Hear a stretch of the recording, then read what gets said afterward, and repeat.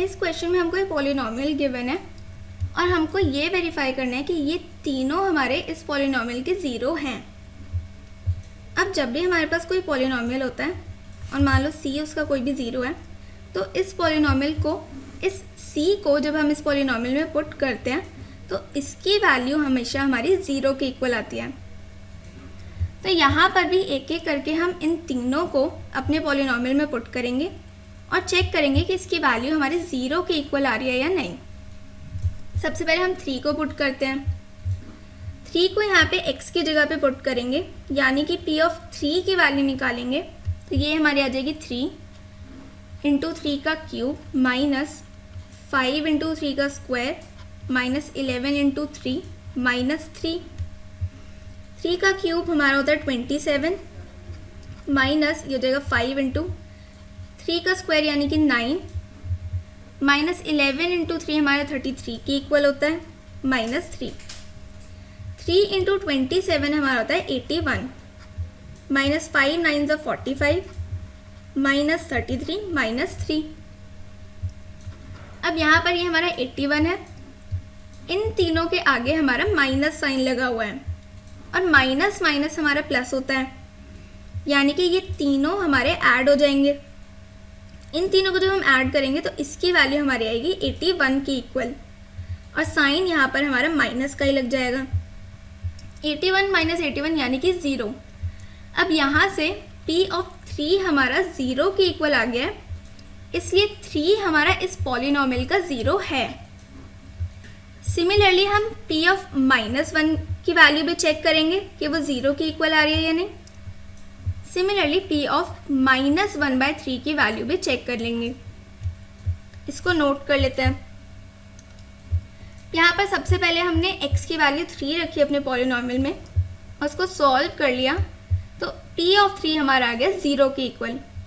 अब क्योंकि ये 0 आ गया, इसका मतलब 3 इस पॉलिनॉमियल का 0 है। सिमिलरली हम x की वैल्यू -1 अपने पॉलिनॉमियल में पुट करेंगे और उसको सॉल्व कर लेंगे, तो इसकी वैल्यू भी हमारी 0 के इक्वल आएगी। p ऑफ -1 भी हमारा 0 आ गया, इसका मतलब -1 भी इस पॉलिनॉमियल का 0 है।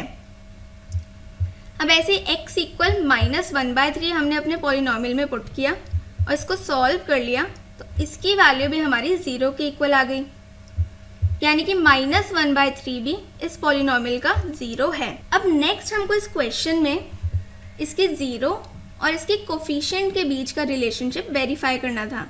अब जब भी हमको कोई क्यूबिक पॉलिनॉमियल गिवन होता है, मान लो ax³ plus bx² plus cx plus d और इसके 3 ज़ीरोज़ मान लो अल्फ़ा, बीटा और गामा हैं, तो यहाँ पे हमारे पास 3 चीज़ें होती हैं।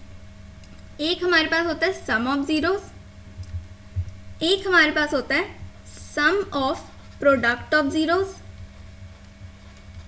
और तीसरा हमारे पास होता है product of zeros.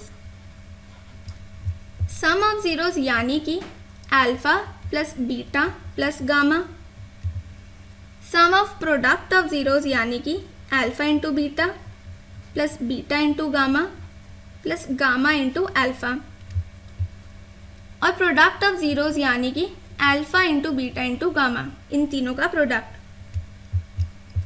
Sum of zero हमारा इक्वल होता है b/a के, ये हमारा होता है c/a के और ये हमारा होता है d/a के इक्वल, और इसके जो साइन होते हैं वो होते हैं माइनस प्लस माइनस, ये ऑल्टरनेट होते हैं। इसको हम नोट कर लेते हैं पहले। अब इस क्वेश्चन में पॉलिनॉमियल हमको ये गिवन है और 3 ज़ीरोज़ हैं हमारे पास, 3, -1 और -1/3 के इक्वल। यहाँ पर इस पॉलिनॉमियल को हम इसकी जनरल फॉर्म से कंपेयर करेंगे, तो a हमारा हो जाएगा 3, b हमारा हो जाएगा -5, c हमारा हो जाएगा -11 और d हमारा हो जाएगा -3 के इक्वल। यहाँ पर तीनों ज़ीरोज़ का सम हमारा -b/a के इक्वल है। -b/a यानी कि माइनस ऑफ b है हमारा -5 के इक्वल, तो ये हो जाएगा -5/a, a है हमारा 3। माइनस माइनस हमारा प्लस होता है, यानी कि ये हमारा हो जाएगा 5/3 के equal.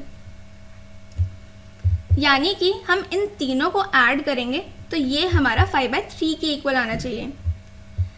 Similarly sum of product of zero हमारा c/a के इक्वल होता है। c है यहाँ पर हमारा -11 और a है हमारा 3 के इक्वल। सिमिलरली हम इसके प्रोडक्ट ऑफ जीरोस भी देख लेते हैं। ये हमारा -d/a के इक्वल होता है, यानी कि माइनस ऑफ d है हमारा -3 अपॉन में a हमारा 3 है। माइनस माइनस ये प्लस हो जाएगा तो ये हो जाएगा 3/3 और ये दोनों कैंसिल आउट हो जाएंगे तो इसकी वैल्यू हमारी आ जाएगी 1 के इक्वल।